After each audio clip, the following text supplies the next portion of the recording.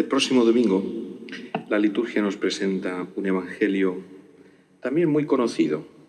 Nos habla de un escriba que se dirige a Jesús con admiración y le pregunta: ¿qué mandamiento es el primero de todos? Este escriba se había quedado admirado de las respuestas que Jesús había dado a unos fariseos y saduceos que le habían preguntado una cuestión para ellos complicada, difícil. Era ese caso también famoso de aquella mujer que había quedado viuda y se había casado otra vez, y entonces le preguntaban de quién iba a ser esposa en el reino de los cielos. Lo preguntaban así porque no creían en la resurrección, y entonces esta era una objeción, una prueba en contra de la resurrección. Jesucristo responde de manera admirable: Dios no es un Dios de muertos, sino de vivos.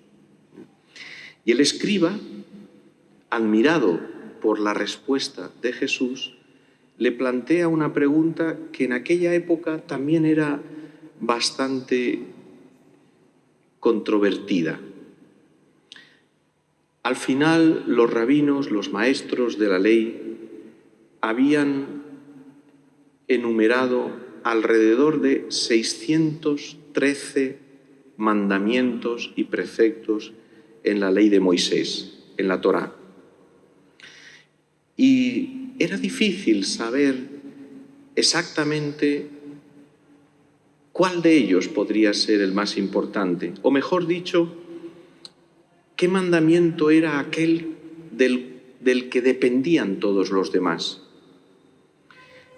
Las distintas escuelas de maestros de la ley, de rabinos, se dividían. Unos, por ejemplo, siguiendo al gran rabino Shammai, consideraban que esta pregunta no se podía hacer, porque todos los mandamientos eran igualmente importantes. Y evidentemente, en la ley de Moisés se exige el cumplimiento de todos los mandamientos. Por lo tanto, este escriba le está planteando una pregunta a Jesús que en aquella época muchos consideraban inapropiada, porque no tiene sentido, porque todos son importantes. En cambio, había otra corriente que era presidida por el rabino famoso Hillel y su escuela, en la que decían que el mandamiento, siendo todos importantes, porque esto era así, siendo todos importantes y había que cumplirlos, el primer mandamiento era amar a Dios con todo el corazón, con toda el alma, con todo el ser.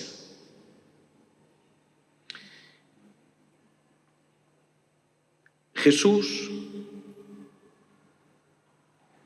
a este escriba le responde de una manera concreta y con atención. Al final del relato, incluso aprecia la actitud de este escriba. Poco más adelante, en el Evangelio, estamos en el capítulo 12, Jesús tiene otra discusión con otros escribas y dirá cosas tremendas de los escribas. En cambio, de este escriba, Jesús habla bien, porque manifiesta un corazón sencillo, recto, que busca la verdad, que se acerca a la palabra de Dios sin prejuicios, con el corazón abierto, con deseos de saber y de dejarse interpelar por la palabra de Dios, aunque eso le suponga tal vez un cambio grande en su vida, en su modo de ver las cosas. porque a veces la palabra de Dios nos puede poner en cuestión nuestra propia vida, aspectos de nuestra vida. Y entonces, en ocasiones se hace difícil dejarse transformar por la palabra de Dios. Pues porque yo ya me he hecho una idea de lo que es la vida cristiana, yo ya tengo las ideas más o menos claras de lo que hay que hacer, de lo que no hay que hacer. Y entonces lo que ocurre tantas veces en nuestra vida, sobre todo cuando llegamos ya a una cierta edad, en la que yo ya, ¿qué más puedo hacer? ¿Qué más me va a pedir a mí el Señor? Este escriba acudió a Jesús con el corazón abierto, con el corazón dispuesto. Así tenemos que acudir nosotros también. De alguna manera se parece al encuentro que tuvo Jesús con un fariseo importante, Nicodemo, que fue una noche a hablar con Jesús. A veces le ha echado en cara a Nicodemo que fuera de noche, como diciendo, es que tenía miedo de que lo vieran. Entonces fue de noche, de manera discreta. Pero es que en realidad en aquella época se reunían de noche, después del trabajo de todo el día, para hablar de la ley de Dios, para hablar del cumplimiento de la vida religiosa, discutir sobre aspectos de la Sagrada Escritura, y se reunían de noche. No había nada malo en ello. A nosotros nos parece que este Nicodemo era un poco miedoso, y entonces, para no dejarse ver, fue a ver a Jesús de noche. No. Hizo lo que se hacía en aquella época. Después de una jornada de trabajo, por la noche se reunían para hablar de las cosas de la ley de Dios y de la Sagrada Escritura. Jesús le responde a este escriba de la siguiente manera. El primer mandamiento es: escucha, Israel, el Señor nuestro Dios es el único Señor. Amarás al Señor tu Dios con todo tu corazón, con toda tu alma, con toda tu mente, con todo tu ser. El segundo es este: amarás a tu prójimo como a ti mismo. No hay mandamiento mayor que estos. Primero Jesús le responde con una frase del Antiguo Testamento que es muy conocida para un judío, que es algo así como el credo, como la confesión de fe que todo judío piadoso tenía que recitar 2 veces al día, por la mañana y por la tarde. Se trata de la oración que se llama en hebreo la oración del Shema. Escucha, Israel. El Señor, nuestro Dios, es el único Señor. Y esta oración la repetían todos los días 2 veces. Por lo tanto, en lo primero, antes del mandamiento, amarás al Señor con todo el corazón, antes de eso, antes del mandamiento, hay una confesión de fe que Dios es el único Señor. Y esto tenía una importancia tremenda. Esta oración se encuentra en el libro del Deuteronomio, en el capítulo 6. Es la respuesta del pueblo de Israel a todo el portento, las maravillas que Dios ha hecho para salvar a su pueblo de Egipto, para llevarlo a través del desierto y hacerle entrar en esa tierra prometida. Todo eso gracias a la acción y a la intervención de Dios, Yahvé, que nos ama tanto y que nos quiere tanto. Y en respuesta a esa intervención de Dios salvadora, y liberadora, viene la oración. En un mundo politeísta de muchos dioses, en el que los pueblos de alrededor, las naciones, creían en una infinidad de dioses y de divinidades, el pueblo de Israel, pequeño, pobre, insignificante, mantiene la confesión de su fe en un único Dios. Solo hay un Dios. Y además, no es que solo hay un Dios para Israel, como diciendo, bueno, vosotros creed en lo que queráis, en dioses de oro y de plata. Nosotros creemos en Yahvé, el único Dios. No, no, no, no.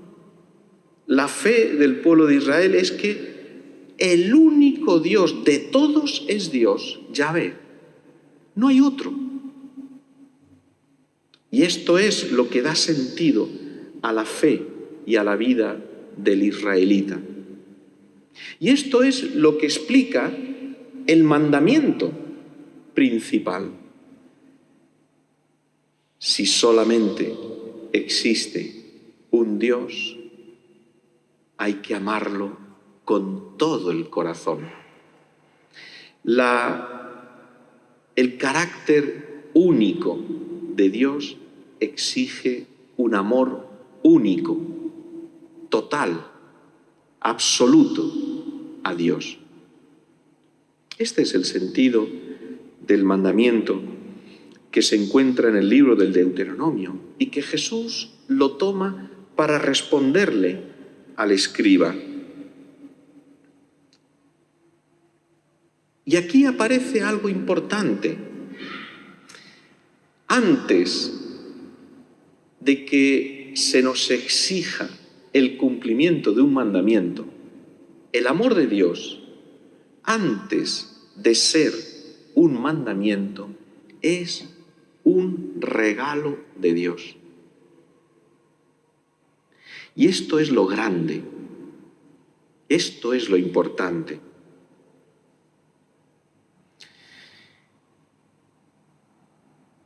Dice así un capítulo antes el libro del Deuteronomio, en el capítulo 5, antes de la oración del Shema, del escucha Israel. Es donde se encuentran el decálogo, los 10 mandamientos. Dice así: yo soy el Señor, tu Dios, que te saqué de la tierra de Egipto, de la casa de esclavitud. No tendrás otros dioses frente a mí. No te fabricarás ídolos, ni figura alguna de lo que hay arriba en el cielo, abajo en la tierra o en el agua debajo de la tierra. No te postrarás ante ellos, ni les darás culto, porque yo, el Señor, tu Dios, soy un Dios celoso. Qué maravilla es esto, un Dios celoso. Un Dios celoso. Es decir, un Dios que sufre cuando no le amamos con el corazón totalmente entregado. No tendrás otros dioses. A nosotros nos parece ahora mismo un poquito absurdo esto, o lejano, o distante, cosa de otros tiempos, ¿no? En los que los israelitas una vez incluso se postraron adorando un toro hecho de oro, el becerro de oro. Y nos parece una cosa de otros tiempos. O cuando los romanos adoraban al emperador. Al emperador. En fin, que no serían muy distintos de nuestros gobernantes de hoy en día, ¿eh? Es decir, adorar al emperador, imagínate. Y decimos, qué cosa más extraña, qué cosa más distinta. Hemos evolucionado un poco, ya no cometen tantas salvajadas, algunos sí. Hay que pensar en un Hitler o en un Stalin, las barbaridades que hacían. Pero, ¿y nosotros? Señor, yo tengo también, me he fabricado mis ídolos o mis idolillos.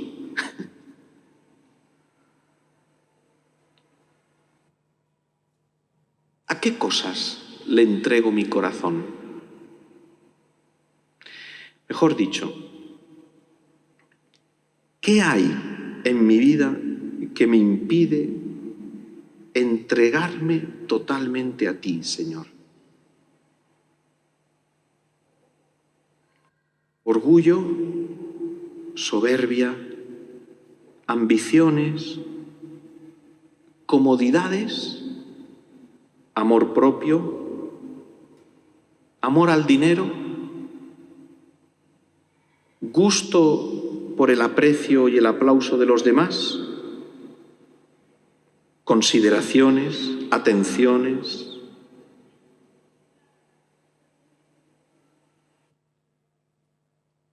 ¿Algún defecto, algún vicio? ¿Qué hay en mi vida que me impide entregarme al Señor? Mis propias opiniones, mis juicios, juzgo mucho. Juzgo a las personas, juzgo a los que me rodean y en cambio yo no me juzgo a mí mismo nada. ¿Qué me impide entregarme al Señor, amarle totalmente, con un corazón todo de Dios, todo del Señor? Dice Jesús, retomando esa oración del Antiguo Testamento: amarás al Señor con todo tu corazón, con toda tu alma, con toda tu mente, con todo tu ser. No quiere decir que haya que amarle al Señor con distintas partes de nuestra vida. Una parte está el corazón, otra parte está el alma, otra parte está la mente, otra parte está todo nuestro ser. Sino que se está refiriendo a distintos modos de amarle al Señor con la totalidad de mi vida. O sea, yo no puedo amar a Dios y al dinero. No puedo amar a Dios y vivir para mí. No puedo amar a Dios y ser sensible, susceptible. No puedo amar a Dios y buscarme a mí mismo. El corazón, el alma, la mente, todo nuestro ser es para Dios. Toda nuestra vida, todo lo que somos, todo lo que tenemos, es de Dios y es para Dios. Jesús nos pide algo muy grande. Este amor a Dios es algo realmente exigente. ¿Cómo puede ser un amor así, sin medida? ¿Cómo puede ser? ¿Cómo es posible? Solamente hay un camino para vivir un amor tan grande, y es abrir nuestra vida al amor de Dios, experimentar en nuestra vida el amor de Dios, tener experiencia de cuánto Dios me ama. Pero un amor que transforme nuestro corazón, no un amor de Dios que justifique nuestro orgullo y nuestra vanidad. Sí, yo sé que Dios me ama mucho porque, en fin, hombre, es que yo lo valgo, ¿no? Claro que Dios me quiere. ¿Cómo no me va a querer Dios? Con lo majo que soy. No es así. Ese es un amor que alimenta el orgullo, la vanidad. Un amor que nos lleva a la humildad, es decir, a la confusión. Señor, pero ¿cómo me amas tanto? ¿Cómo es posible? ¿Pero qué he hecho yo para merecer tanto amor?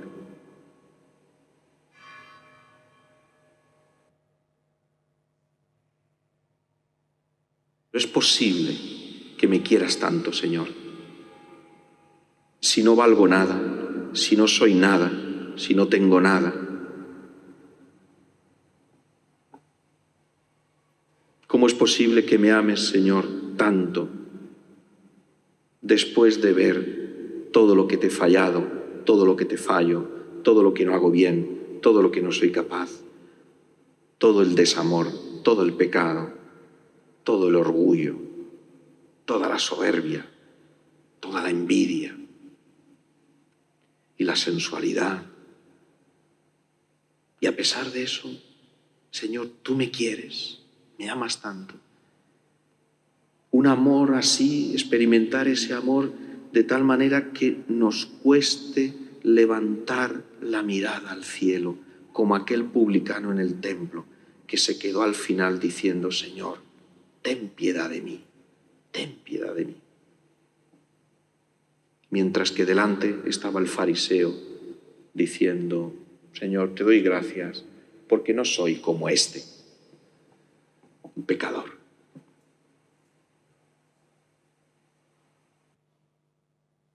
Pídele ahora a Jesús en la Eucaristía, aquí en el altar. Pídele que te dé un amor que te haga humilde. Un amor que te llene de sonrojo y de vergüenza, para que purifique tu vida, para que la cambie, la transforme y la haga vivir de amor verdadero. Un amor que nos haga sentir dolor por tantas veces que no le hemos correspondido, que no le hemos amado. Y si el Señor te lo concede, un amor que te lleve a llorar por no haberle amado como Él se merece. Jesús, a continuación, añade una cosa nueva. No estaba del todo nuevo, porque ya el gran rabino Hillel lo había mencionado. El segundo mandamiento es semejante